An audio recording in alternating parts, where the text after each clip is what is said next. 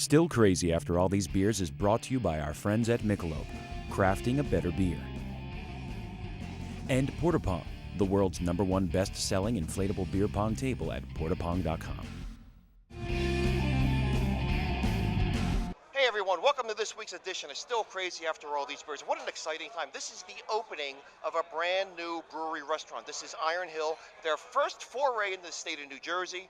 All in all, this is brew pub number 8, right, Kevin Davies? Yes, it is. We're excited to be in New Jersey. And I gotta tell you, this has been a long haul for you to get to New Jersey. I know some of the obstacles and the mountains you guys had to climb to get here. We won't really get into them, but it's now official. It's now open. The customers are lining up, getting ready to come in. So it's really an exciting day. Yeah, it's very exciting. My partners, all three of us, are originally from New Jersey, and we've been looking for a number of years to do a restaurant in the state, and couldn't be more excited than to get this restaurant open. Well, I'll tell you, we got a lot of dignitaries here, people from the press, so many people who support Iron Hill.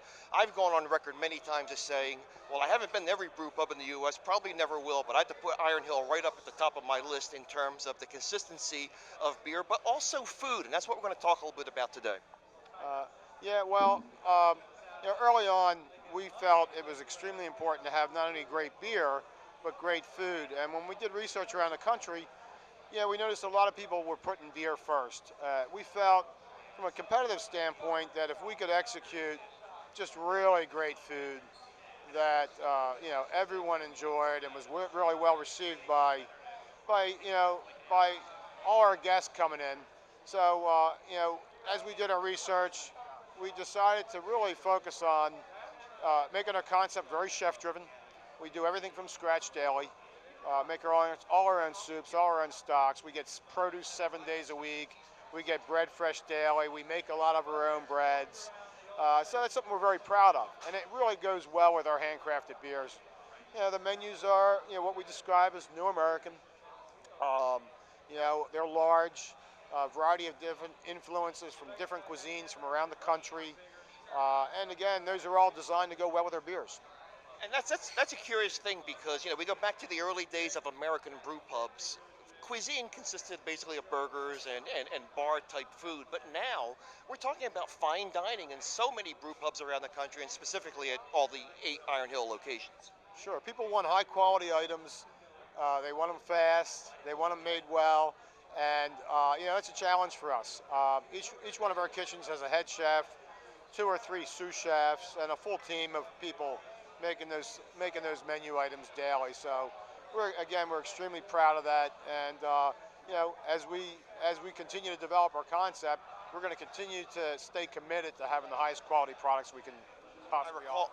I recall several years ago at one of the other locations sitting in on one of your training sessions in which I saw, I don't know if it was your executive, I think it was one of your executive chefs come out and actually talk to the wait staff and explain what the specials were going to be and specifically what beers would pair up. So that's something that's kind of integral.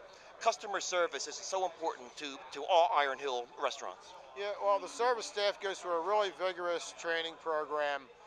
They take a menu test that, some say, it's harder to pass, an SAT than to pass the Iron Hill menu test. It's literally 160 question, in-depth test about all of our food items.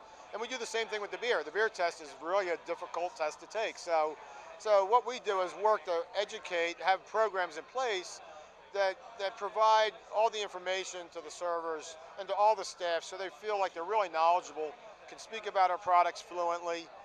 And, unfortunately, we lose quite a few people through the training processes, but that's okay. The ones that come out are really well equipped.